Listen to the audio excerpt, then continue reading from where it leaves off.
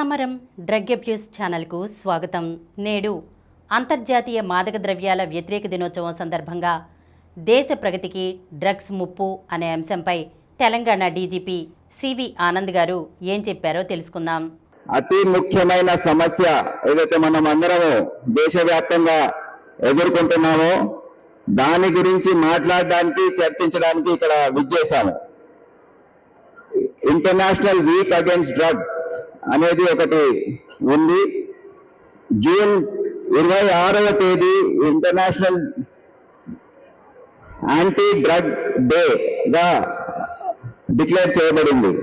So దాన్ని పురస్కరించుకొని ఒక 4-5 రోజుల పాటు ఈగిల్ ఫోర్స్ ఆధ్వర్యంలో ఇతర డిపార్ట్మెంట్ సమన్వయంతో కొన్ని కార్యక్రమాలు రాష్ట్ర వ్యాప్తంగా ప్లాన్ చేయడం జరిగింది.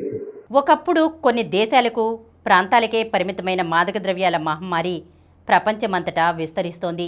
దేశాల ఆర్థిక వ్యవస్థలు, సామాజిక నిర్మాణాలు, కుటుంబ బంధాలతో పాటు యువత భవితను దెబ్బతీస్తోంది. So in the early 80s we started to see. So in 2004 we did another research to find out the HIV magnitude among these people who were injecting drugs. Overall 42% they were HIV. ప్రపంచంలోనే అత్యధిక యువజనంతో భారత్కు లభించిన జనాభా ప్రయోజనాన్ని drugs దెబ్బతీస్తున్నాయి. మత్తుభూతంపై పోరుకు అందరూ ముందుకు రావాల్సిన తరుణమిది. ఐరాస అనుబంధ డ్రగ్స్ నేరాల కార్యాలయం నివేదిక ప్రకారం 2022 నాటికి ప్రపంచవ్యాప్తంగా సుమారు 29.2 కోట్ల మంది వివిధ రకాల మాదక ద్రవ్యాలను వినియోగిస్తున్నట్లు అంచనా. ఏటా ఈ సంఖ్య పెరుగుతుండడం ప్రపంచ దేశాలను ఆందోళనకు గురిచేస్తోంది. భారత్లోనూ డ్రగ్స్ సమస్య తీవ్రతరమవుతోంది. నార్కోటిక్స్ కంట్రోల్ బ్యూరో అంచనాల ప్రకారం కోట్ల మంది మత్తు పదార్థాల ప్రభావానికి గురవుతున్నారు. యువతలో పెరుగుతున్న డ్రగ్స్ వినియోగం దేశ భవితకు ప్రమాదకర సంకేతాలను ఇస్తోంది. 2026 అంచనాల ప్రకారం ఇండియా జనాభా సుమారు 147 కోట్లకు చేరుకోగా అందులో 15 నుండి 64 సంవత్సరాల మధ్య వయసు వారి సంఖ్య 68% పైగా ఉంది. జనాభాలో ఎక్కువ శాతం యువ శ్రామిక శక్తితో ఇండియా నేడు ప్రపంచంలోనే అత్యంత విలువైన డెమోగ్రాఫిక్ డివిడెండ్ను కలిగి ఉంది. అయితే దేశాభివృద్ధికి వెన్నెముకగా నిలవాల్సిన యువత మాదక ద్రవ్యాలకు బానిసలైతే అది వ్యక్తిగత జీవితాలను మాత్రమే కాకుండా దేశ భవితనే ప్రమాదంలోకి నెడుతుంది.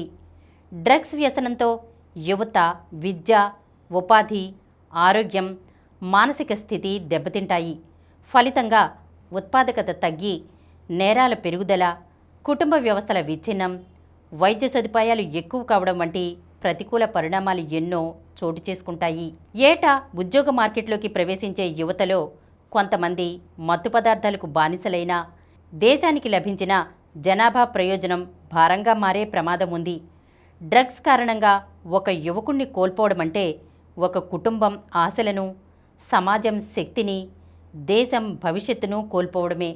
యువతను మాదక ద్రవ్యాల నుంచి దూరంగా ఉంచడం కేవలం ఆరోగ్య సమస్య మాత్రమే కాదు, మన దేశ ఆర్థికాభివృద్ధి, సామాజిక స్థిరత్వం, జాతీయ భద్రతకు సంబంధించిన అత్యంత కీలక అంశంగా భావించాలి. 1985లో తెచ్చిన narcotic drugs and psychotropic substances చట్టం ద్వారా మత్తు పదార్థాల ఉత్పత్తి, నిల్వ, రవాణా, విక్రయం, వినియోగంపై కఠిన నియంత్రణలు అమలవుతున్నాయి. 1986లో నార్కోటిక్స్ కంట్రోల్ బ్యూరోను ఏర్పాటు చేసి అంతర్రాష్ట్ర, అంతర్జాతీయ స్థాయిలో డ్రగ్స్ అక్రమ రవాణాను అరికట్టేందుకు ప్రత్యేక చర్యలు చేపట్టారు. జాతీయ నేర గణాంకాల బ్యూరో నివేదికల ప్రకారం దేశవ్యాప్తంగా ఎన్డీపీఎస్ చట్టం కింద నమోదవుతున్న కేసుల సంఖ్య పెరుగుతోంది. పంజాబ్ రాష్ట్రం డ్రగ్స్ సరఫరా కేసుల నమోదులో అగ్రస్థానంలో ఉంది. అక్కడి నుంచి దేశంలోని పలు రాష్ట్రాలకు మాదక ద్రవ్యాలు చేరుతున్నాయి. తెలంగాణ భౌగోళికంగా అనేక అంతర్రాష్ట్ర మార్గాలకు అనుసంధానంగా ఉండడంతో డ్రగ్స్ స్మగ్లర్లకు మార్గమధ్య కేంద్రంగా మారింది. దీంతో రాష్ట్ర ప్రభుత్వం, పోలీస్ శాఖ డ్రగ్స్ నిర్మూలనను అత్యంత ప్రాధాన్య అంశంగా తీసుకుని కఠిన చర్యలు చేపడుతున్నాయి. రాష్ట్రంలో 2023లో నమోదైన 464 ఎన్డీపీఎస్ కేసులు 2025 నాటికి 2074కు పెరిగాయి. ఈ కేసుల్లో 832 మందిని అరెస్ట్ చేసి 172.9 కోట్ల రూపాయల విలువైన మాదక ద్రవ్యాలను స్వాధీనం చేసుకున్నారు. దేశవ్యాప్తంగా ఒక్కో కేసులో సగటున 1.3 మంది నిందితులు అరెస్ట్ అవుతుండగా తెలంగాణలో ఒక్కో కేసుకు సగటున 3.1 మంది నిందితులను అరెస్ట్ చేయడం రాష్ట్ర పోలీసుల సమర్థ దర్యాప్తునకు నిదర్శనంగా నిలుస్తోంది.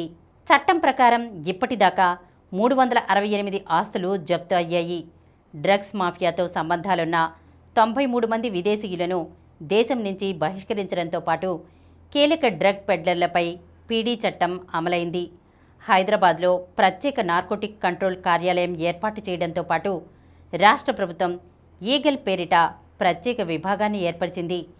ఈ విభాగం దేశవ్యాప్తంగా అంతర్జాతీయ స్థాయిలో పనిచేస్తున్న డ్రగ్స్ నెట్వర్క్లను ఛేదిస్తూ భారీగా మాదక ద్రవ్యాలను స్వాధీనం చేసుకుంటోంది. డ్రగ్స్ వ్యాపారంలో పాల్గొన్న వ్యక్తులను అరెస్ట్ చేయడంతో పాటు వారి ఆస్తులను జప్తు చేస్తోంది. ఒడిశా, ఛత్తీస్గఢ్ ప్రాంతాల నుంచి గంజాయి అక్రమంగా తెలంగాణలోకి రవాణా జరుగుతుండగా ఏపీలోని విశాఖపట్నం, శ్రీకాకుళం ప్రాంతాల నుంచి కూడా మాదక ద్రవ్యాల సరఫరా జరుగుతున్నట్లు దర్యాప్తులో వెల్లడైంది. దీంతో ప్రభుత్వం ప్రత్యేక వ్యూహాలతో ముందుకు సాగుతోంది. డ్రగ్స్ నిర్మూలనకు కేవలం చట్టపరమైన చర్యలు సరిపోవని భావించిన తెలంగాణ ప్రభుత్వం, పోలీసులు అవగాహన కార్యక్రమాలకు ప్రాధాన్యం పెంచారు. ఈ నెల 22వ తేదీ నుంచి 26 వరకు మాదక ద్రవ్యాల వ్యతిరేక వారోత్సవాలను నిర్వహిస్తున్నారు. విద్యార్థుల్లో చైతన్యం పెంచేందుకు పాఠశాలలు, కళాశాలల్లో ప్రత్యేక యాంటీ డ్రగ్స్ కమిటీలను ఏర్పాటు చేశారు. రాష్ట్ర వ్యాప్తంగా సుమారు 4500 కమిటీలు పనిచేస్తున్నాయి. వీటిలో ఉపాధ్యాయులు, విద్యార్థి ప్రతినిధులు, తల్లిదండ్రులు, పోలీసు అధికారులు భాగస్వాములుగా ఉన్నారు. విద్యా సంస్థల్లో అనుమానాస్పద కార్యకలాపాలను గుర్తించడం, డ్రగ్స్ వినియోగంపై సమాచారం అందించడం, విద్యార్థుల్లో అవగాహన కల్పించడం వంటి బాధ్యతలను ఈ కమిటీలు నిర్వహిస్తున్నాయి. భవిష్యత్తులో మరిన్ని కమిటీలను ఏర్పాటు చేసి వాటి పరిధిని విస్తరించాలని పోలీస్ శాఖ నిర్ణయించింది. డ్రగ్స్ మహమ్మారిని అరికట్టడం కేవలం ప్రభుత్వాల బాధ్యత మాత్రమే కాదు, తల్లిదండ్రులు, ఉపాధ్యాయులు, యువత, సామాజిక సంస్థలు, ప్రజాప్రతినిధులు, పోలీసులు కలిసికట్టుగా కృషి చేసినప్పుడే మాదక ద్రవ్యాల రహిత సమాజం సాధ్యమవుతుంది. యువతను కాపాడటం ప్రతి ఒక్కరి బాధ్యతగా గుర్తించాలి. అప్పుడే నషాముక్త భారత్ లక్ష్యం సాకారమవుతుంది. ఈరోజు మనం దేశ ప్రగతికి డ్రగ్స్ ముప్పు అనే అంశం గురించి తెలుసుకున్నాం కదా. మరొక అంశంతో మళ్ళీ కలుద్దాం.